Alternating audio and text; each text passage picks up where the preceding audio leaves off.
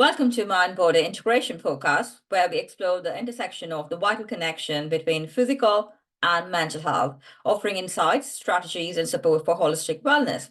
I'm your host, Devi Sundar, specialized in respiratory practice and psychotherapy. I'm the founder of Teletherapies, an online platform that dedicates to comprehensive behavioral health management for lung disorder, mental health challenges, and occupational well-being. Today, we have got a fantastic guest joining us, Beata Kaminska, a mental performance coach, and she's from the Lazarski University, completed a mental performance coach and a research assistant in the Arbitrary University in Gloucestershire. Now, Beata's story is nothing thought of inspiring. At just 19 years old, she packed her bags and moved from Poland to England with a trusty horse in tow, all to pursue a dream of studying sports science abroad. Talk about courage and determination, right? A driving force. Well, it was a burning curiosity about what it takes to outshine the competition. But as you can imagine, navigating such a massive change wasn't easy. Feeling overwhelmed, Beatrice decided to seek support and began working with a life coach. Now, here's the kicker. She didn't even speak much English at the start. Yet, despite the odds, she not only persevered but excelled, graduating in the top 20% of the students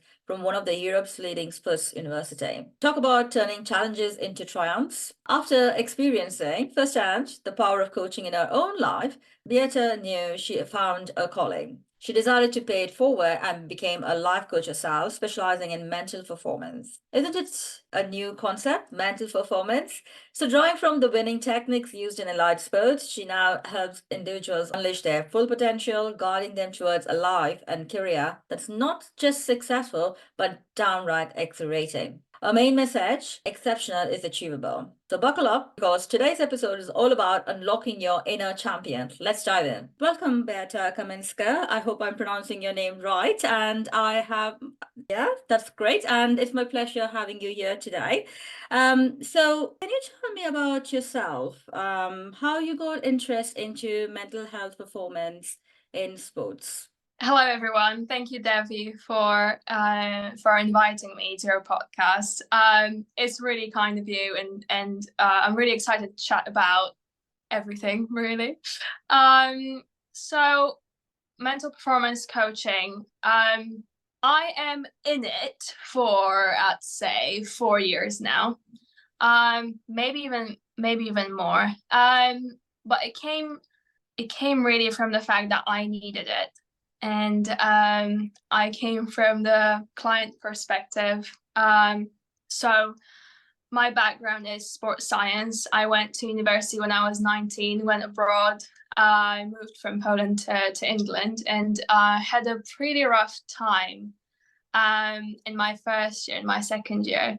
Rough, very, very rough time, mentally and physically as well. I was in a few hospitals, and so I wasn't clinically depressed, but I was on very much not having it for the first 1-2 years. And my parents really supported me throughout that, and they decided to give it a go and find someone who can help me out to just organize my life, because changing countries, and I also traveled with my horse, because I'm a horse rider as well, having so much responsibility and new language, new people, all the legal stuff, and then university, it was just so much. And that's why I stumbled across mental performance coaching. I was an athlete at the time myself, so that kind of linked really nicely. And it just changed my life. And well, it sounds really cheesy, but it really did. I became in this small 20% of the best graduate in sports science in the whole university, which was brilliant. And I just started flourishing, picking up those different bits that weren't working. And now I decided to become mental performance coach, because if it changes lives, then why not help others? And I think it's the best to actually experience that yourself, the struggle, and how you overcome this, and what tools you used with your coach to overcome many things. So here I am now. that's a bit of a background. That's very interesting. So, you moved from Poland to England, and with your aspiration to do a master's, am I right? If I understand. And yeah. To do my bachelor's. So yes, to do my bachelor's. So I Oh, graduated my master's, bachelor's. okay.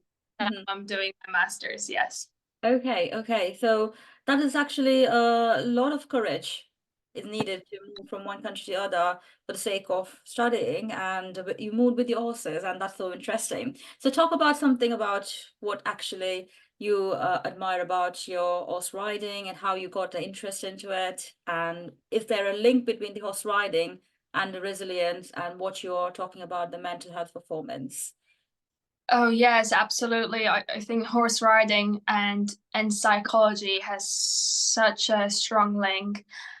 Because in no sports we're actually competing with the animal. So there's no Olympic sport like that. We obviously have dog agility and stuff like that, but they're not Olympic sport. But we're talking Olympic sport. That's the only one that we have animal involved. And there's so much behind our brains and our physiology and our psychology that has a massive impact on the horse. And at the end of the day, we're both athletes, so we both need to communicate. We both need to make sure we're ready for what's coming, and we're ready to perform the best we can. And, there are a couple of studies that very interestingly looking at the physiology of a horse and rider, especially heart rate, how it what's the word? How basically if a rider's heart rate goes up due to stress or anxiety or excitement, whatever, then the horse's heart rate also follows and goes up. The same thing goes with when it goes down. So it's a massive link. Mental resilience and mental performance for riders is a very hot topic at the moment. It's that 1% that really defines the best of the best athletes. So yeah, I was a rider. I was going through my horse's rehab and injury, so I wasn't as much into the arena, into competition every day. I was actually rehabbing my horse every day. So there was that work I had to put in the background, not really getting much for a very long time. So and that resilience really helped me out there, because I probably wouldn't do it without being resilient to wake up and do the small steps every single day. But yeah, massive link for our athletes. Okay, okay. So in terms of when you talk about, it's interesting that when you pointed out we are athletes, like we have to wake up, and so you compared yourself. Is it like you're comparing yourself as an athlete and to your horse as well? So you're comparing horse to the athlete. Okay, so that's interesting. So in terms of, so are you actually sports involved in athletic games, or like how talk a little bit more about that? So at the moment, I'm not an athlete myself. I retired for now. I'm a retired athlete. But now I surround myself, obviously at university, I'm surrounded by many athletes, riders, footballers, netball academies, rowers, golfers, many things. I'm pretty much involved. I love horse riding, and I love the elite side of it. So, for example, taking part in World Championships in Denmark last year, as a volunteer, but I was part of the crew for a whole 2 weeks. It was an amazing experience. So very much my interest lays very much in the top Olympic level of horse riding. Yeah. Yeah, interesting. So, so you kindly accepted that I can address you as B. So B, if you're doing a master's in this mental performance coaching, so what is that you're actually more passionate about to become in like offering your services? Is it like you're more into the sports athletic area of mental performance, training them? So I just wanted to more curious to know about it. Like, is it like the kind of a coaching, or what do you offer in mental performance? Yeah, absolutely. So my masters are actually in performance analysis in sports. So I'm very much a geek, sitting in front of the computer and analyzing performance. Mental performance coaching is another thing. I am currently working with athletes, yes, and with teams. But also with students. I love helping young people. I think young people shouldn't be pushed around. Young people should be very much embraced and invested in. So it's calling me, I think, to definitely help young individuals. Also people who are, for example, graduating university, not really knowing what to do or where to go. Relationships, a big topic right now, and especially after COVID, when for example, a COVID year or 2 years was when I went to university, so that was a difficult time because we didn't really know how to communicate, how to make connections. So that's a pretty big gap, and so relationships are a very big hot topic. So yes, I am in sport and I love sport. I love athletes. They're a specific group of people, absolutely, but I really like helping younger generations to reach for more, to actually be brave enough to go get that job, to go speak to that person, or even to cut off the toxic people, as even doing that, or just making their lives, giving them momentum, making their lives better, more quality. I want quality. And so definitely that. I think athletes and young generation is, for now, is my thing. I also talk with adults and happy to help them as well. But for now, I am focusing on those two groups. And Right. So that's very interesting. So you were talking about like what are the audience you're going to treat, or like offer your service. You're focusing on the young adults and also the athletes. So it's about two domains, like the personal lives and also a sporting life. Is that right? I'm understanding. Yeah, because you're talking about some relationships and other things. So it's interesting that people who offer the service for counseling or psychotherapy or other things, they go in the route of psychology or psychotherapy or counseling. So what made you to choose this field? If you have, I see that truly you have a passion for dealing with people's relationships and the resilience and other things. But you're also into the athletic performance, and you're doing mental performance for the athletes. So what actually is the strategies or methods that you're going to use to this group of audience, because you have to apply different sets of skills, yeah, and you are a growing and future leader in the mental health performance and yourself, so you're hoping to create more future leaders, yeah, through you. Yeah. So how you are going to, in terms of, if you could just, I'm very curious, in terms of an understanding, like how you see, because each people see different values in whatever they are doing. Yeah. And so how do you see this value of masters in mental performance? Yeah, it's applied sports, if I'm right. Yeah. And how does it going to translate into the services, what you're going to offer to the personal lives of people? Absolutely. First of all, we need to know that there is a strong connection between sport and business. Very strong connection. when it comes to skills, and we're talking soft skills, we're not talking tactical skills, obviously. There's also a very strong connection between performance and well-being.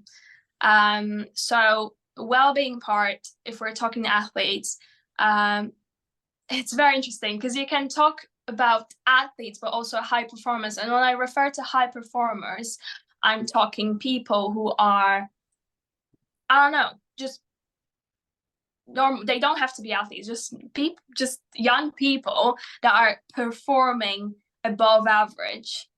For example, performing above average in the university, performing above average in the working environment. You can really link that because, again, it's performance. So so performance, as you can perform high everywhere, and it doesn't really have, you don't have to box yourself in. Obviously the set of skills are different, but the principles are strongly the same, such as confidence, courage, self-esteem, self-worth, the habit of winning, very interesting, the sort of allowing yourself to lose sometimes. It's those core skills that are transferable across sport, business, personal life, relationships, everywhere. So, but yeah, definitely the background of sports science and having a lot from biomechanics to psychology to physiology to, you know, dissecting even the tissue, knowing how it works.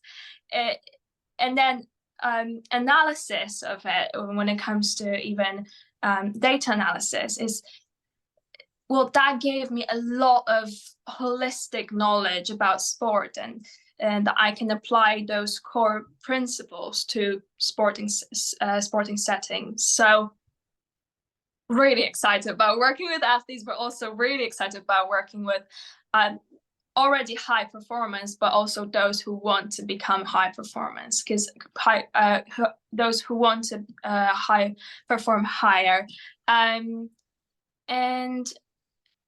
yeah, just excited to be part of that journey. Yeah, that's interesting, actually. So it's very good that you pointed out well-being and performance are two different aspects. Yeah, and people who perform well are not really having a good well-being. Like in terms of, do you point out in terms of the mental well-being or? Not necessarily. I wouldn't say that if they perform well, they don't have a strong well-being. I'd say we are trying to make it.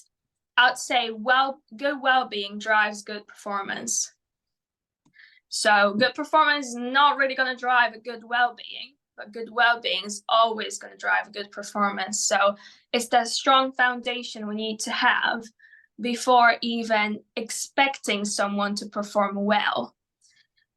However, life is life, and we have many athletes who are performing well, but their well-being is just below average, or they chronically stressed or chronically tired every time. Do you know those people who you meet and you say, how are you? They're just tired every time. And like, I've been there, and they're high performers, but how much better would they perform if their well-being would join, if we're driving that and focus on that for a bit, and not feeling like we're falling behind.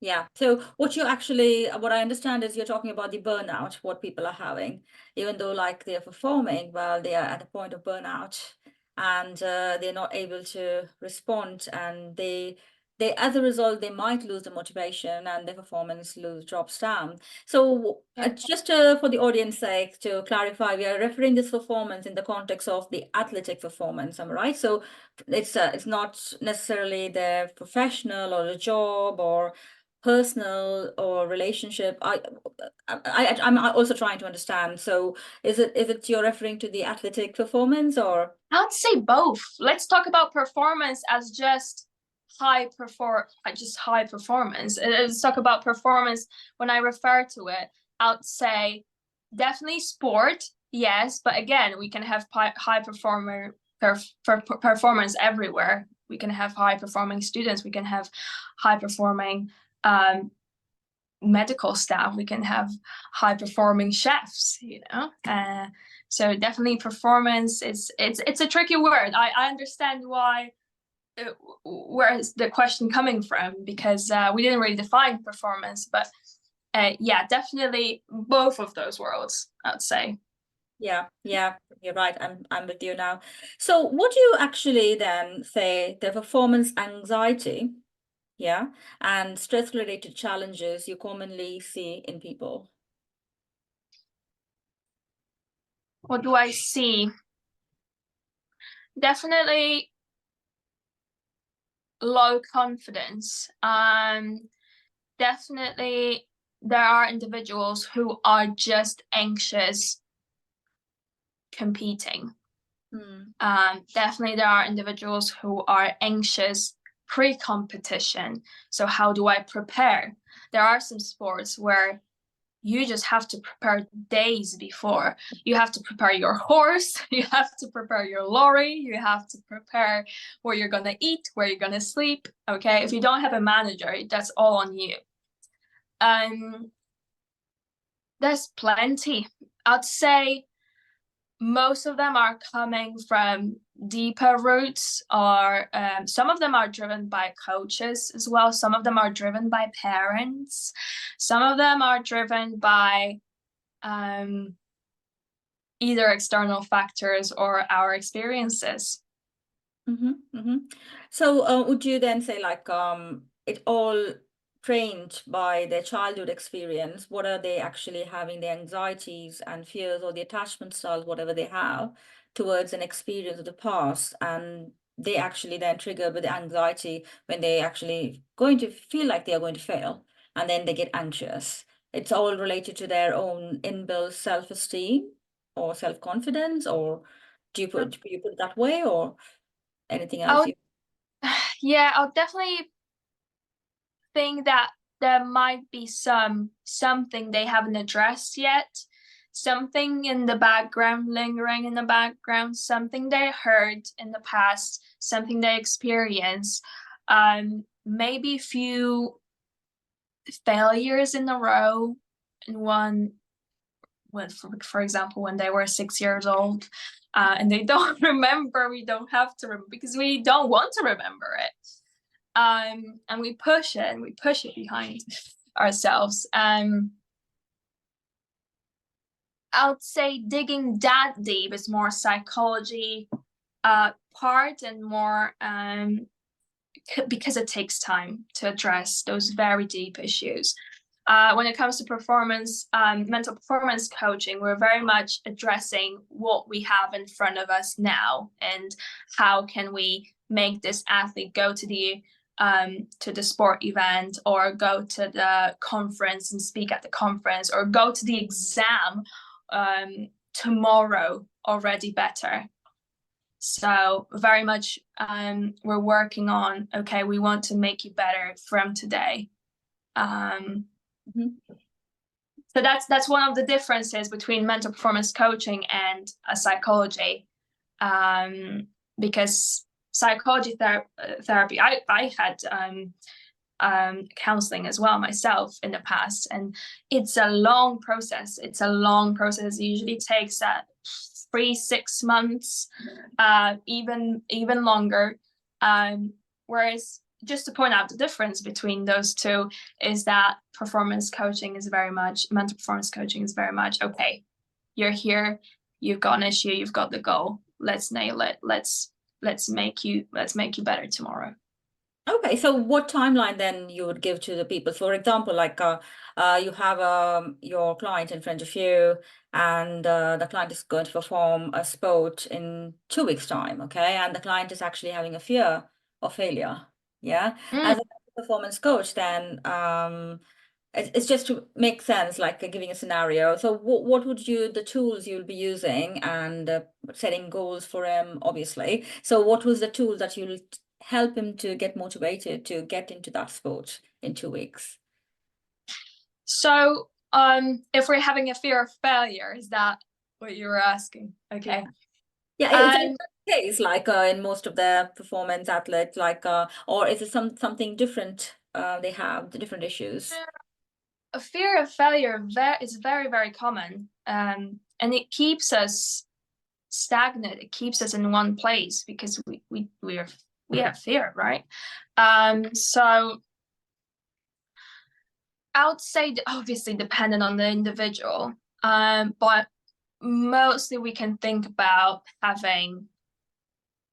Usually, I say it's the best to work with a mental performance coach for 3 months, dependent whether you want to work once a month or once a week. But if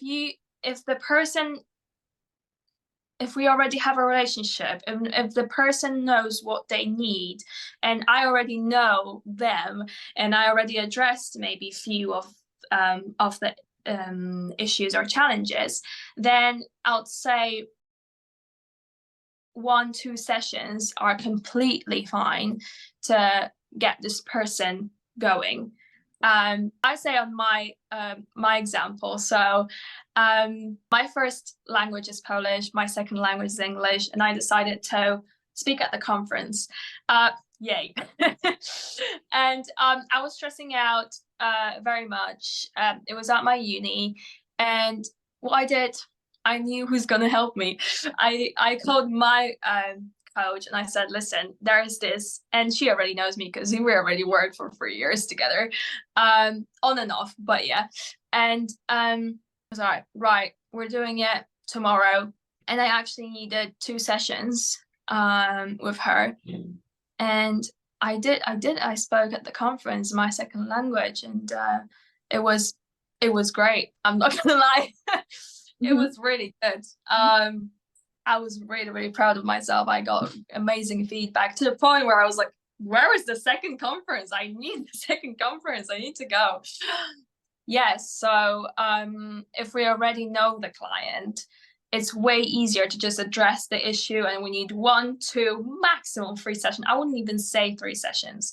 Usually on my example, because my coach knows me, I use just 1 session and I go, and I'm fine for a month until I hit another rock. Yeah. That's a very good example. Like it is your first experience to face the crowd and speak your second language, and that to your dissertation topic. I totally feel you because I have been in that place as well. So it's well done then. So you have taken a support of a coach, and what did the coach actually, having a coach beside you, what was actually helping you to trigger inside you to get that courage out of you? So definitely addressing what am I fearing of, what's there, what the worst that can happen, what's the worst that can happen.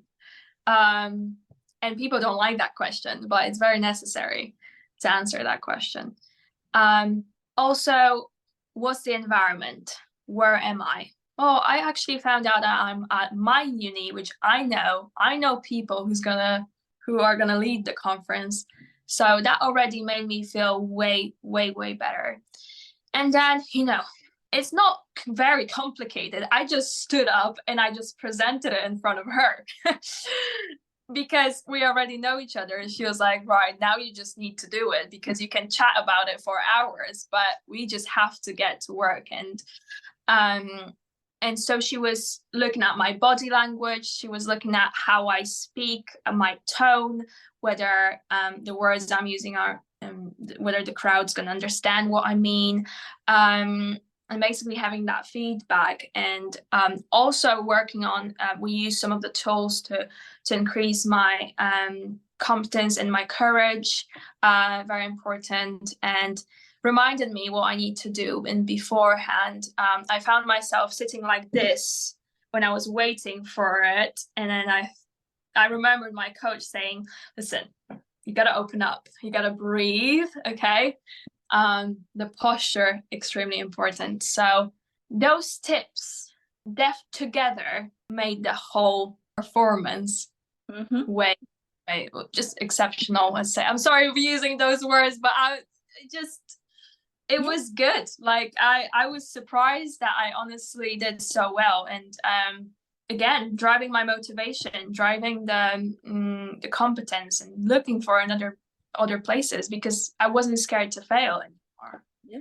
Yeah, and that's beautifully actually you put it together, because your own experience of how you come out of your fear. And when we talk about the fear of failure, it's about like we're more worried about what other people judge about us. Yeah, we all judge about each other. Yeah, and so it is the first thing that comes in, and you had the sounding body to break that judgment. There is a third person. Okay, you imagine, although like the third person, you knew her, and that helped you a lot. That's a very good example. And because the coaching aspect is aspect where people are not much aware of. Yeah, some people take it, some people question it about why I need to have a coach. Yeah, and that's the main purpose of making this podcast, to make people to understand what it is mental performance coaching all about, what it is life coaching all about, and why we need coach. Yeah, like that's very good example. So I'm just going to bounce back onto the next one. Like, as a coach, like as you're a human, you also share your experience, like how you had your own fear and other things. So when it comes to you as a coach to other people, what are the main skills you believe that is your power tools? Oh, very good question. Confidence. Mhm. Definitely working on confidence. Confidence is a key to most of the things we're doing. The habit of winning, and the getting rid of the fear of failure. Definitely. Mhm. That's that. I will put relationships as well there, but it's already getting crowded, so that's on the side. Right. And also, like, do you consider that empathy also plays a huge role, like empathizing with the other people because you have the experience, and so you can actually really feel in their shoes if you are actually Oh, trying. yes, and um, it's a really good one, I think, because there are many people who just need to get something out of the chest, and need to talk to someone. Just it's great, and I'm down for that, obviously, every time I speak to my clients. But that sporting background is lingering in me, and I always have the goal in mind. So I understand that some people need to vent, need to talk, and I'm there to listen. Some sessions are just there taking it in, because some people are just need to talk, and I get it, absolutely. But my sporting background always tells me, listen, where is the goal? I need the progression. I need that person to leave the room or leave the meeting better. Okay, at least 1% better. So yes, empathy, but also keeping the goal in mind. So you have the persuasive skills, like you want them to persuade whatever they wanted to achieve, so you push Yeah. them. Okay. Yeah. So we now tell us any breakthrough moments you had in the transformation of a client. Might be a hot topic for some people, especially those who like media and like YouTube and Instagram and everything. Probably younger generation, but also adults as well. Yes, there was a client very successful client already, who actually had her own clients and her own business, but very much scared of being in social media and being out there and putting herself out there, scared of judgment, scared of being put in some kind of box, and scared of just not looking as professional for some reason. Yeah. And we address that, completely not supporting beliefs that she had. And sometimes, as we spoke before, we hear some things years ago, and they linger in us, and they block us from going forward or from taking steps. And that was the case. And we actually addressed that in one session.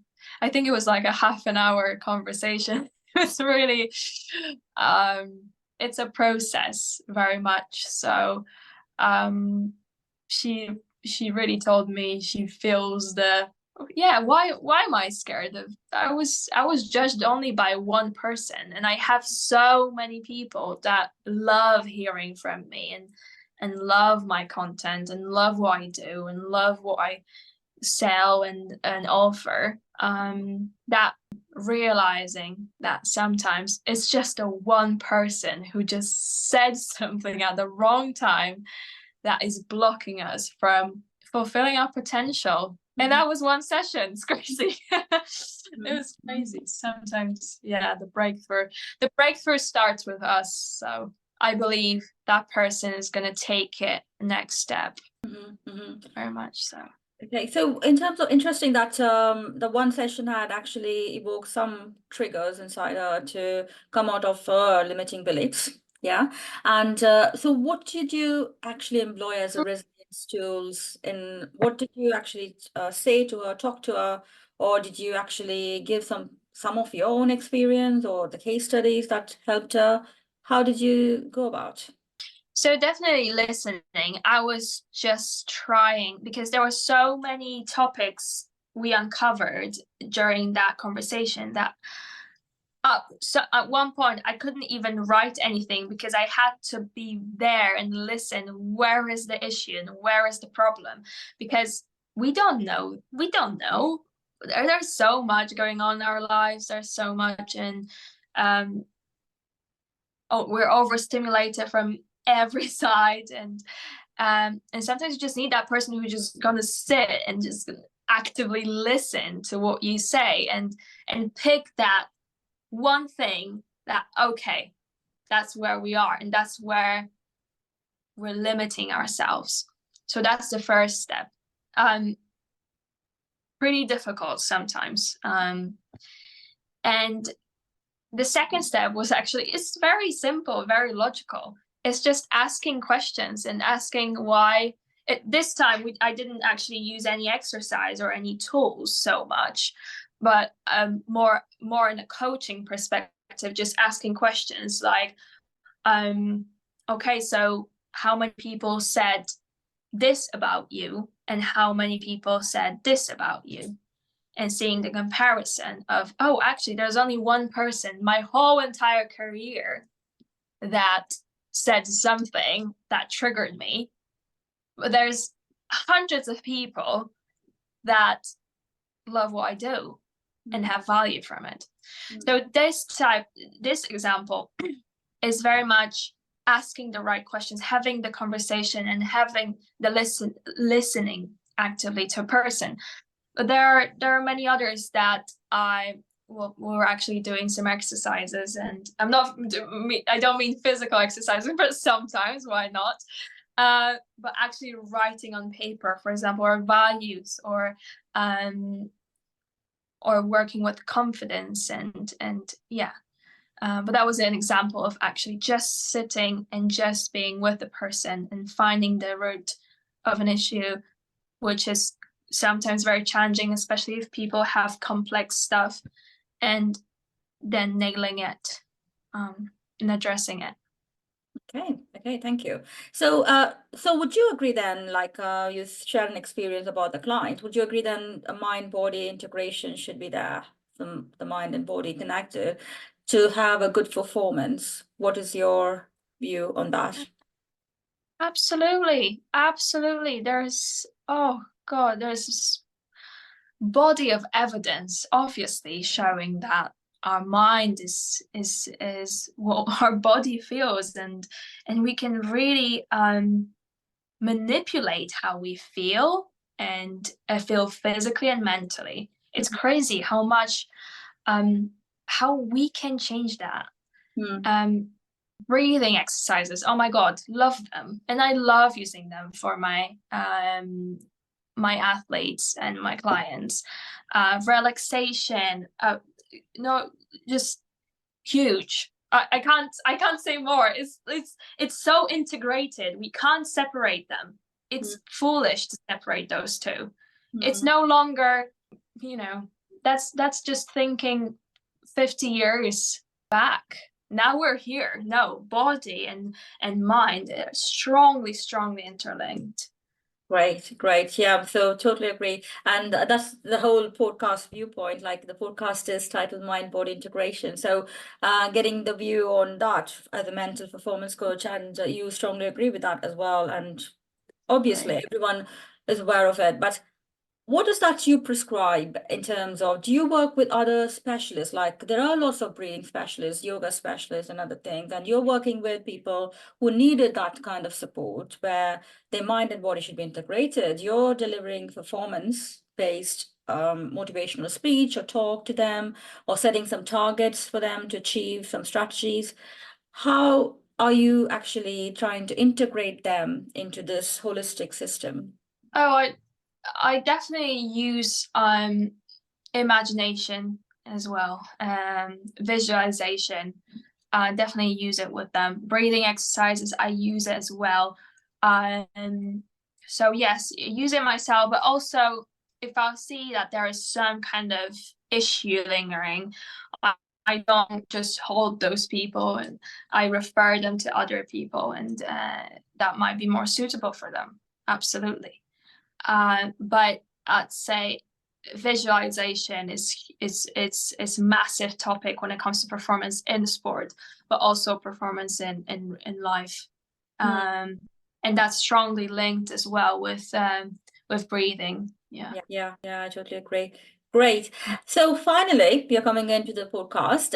I want you to tell our audience when they can approach a mental performance coach and where they can find you. Was it when or where?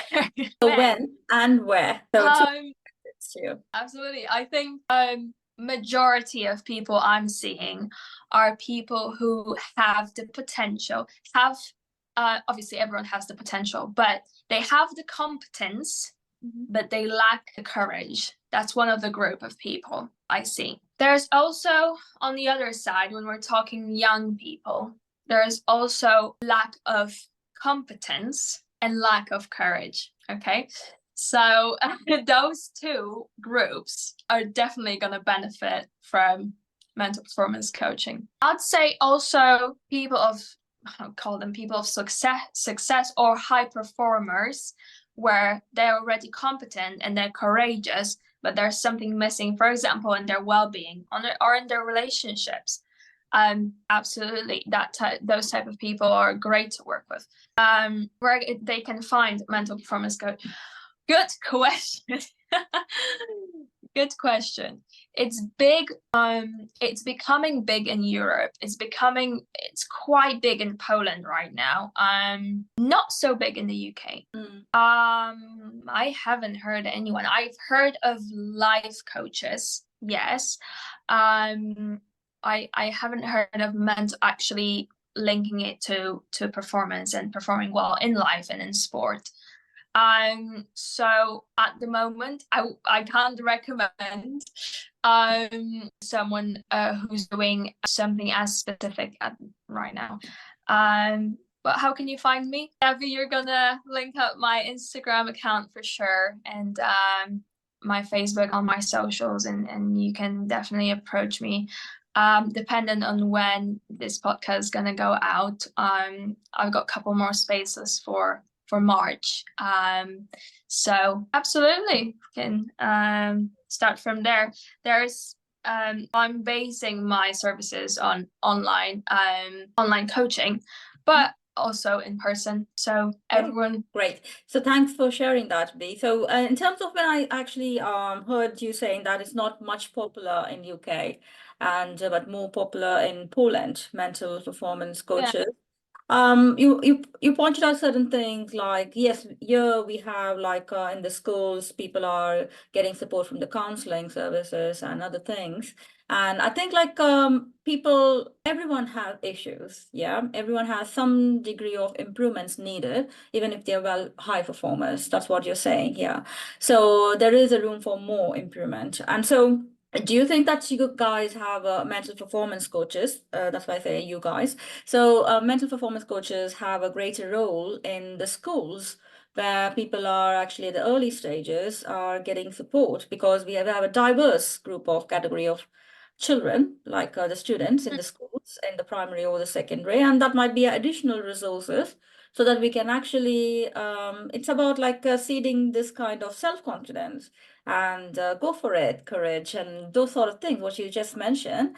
Because 30 years, whatever you're training your brain, that becomes very hard to change after 30 years, am I right? So that is a proof and evidence in psychology. So now, but there is if there is a will, there is a more change, and nothing can be actually stopped. But it's a little bit getting harder. So do you think that if you are actually looking for improving this kind of services around in the UK, like as a young generation, you are actually a budding mental performance coach. So would you think that you have a greater role in schools? It would be definitely beneficial to have mental performance coaches in the schools, or also life coaches. Great thing, great thing. And yes, absolutely right. When it comes to forming our brains in the younger age, it's way easier. It's like you learn the language way easier when you're younger than when you're older. I would totally agree with that. It's different to work with groups than to work with individuals. Sometimes you can't go as deep in the group as with individual. You can't address their issues. You can't address as much what they're struggling with. But having group sessions is a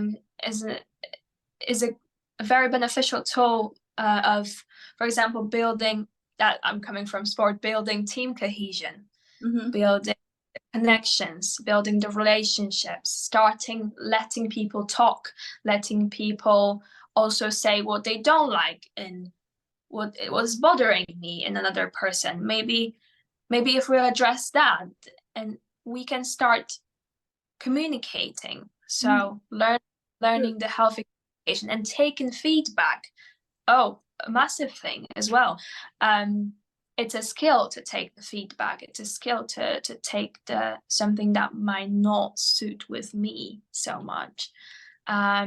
So definitely that in the early ages of life, but also in those developing years where I would call them maybe from 16 to 20, also 20 to 25, crucial years for when it comes to self-esteem, self-worth, and the courage we have.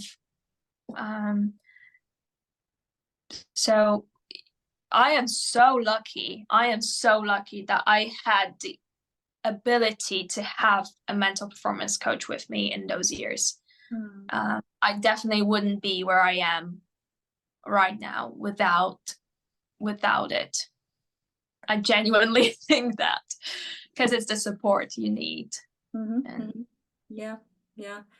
Well, thank you very much for taking your time and being here and sharing all your experience. And it made a very natural conversation, because sharing most of your experiences, and that's what we wanted to achieve at the end of this podcast, to let people know who are mental performance coaches and where they can find. And you have a greater role to play in every part of people's life. Yeah. So, well, all the very best for your success. Thank you so much. And thank you for having me. Thank you for having me. Thank you.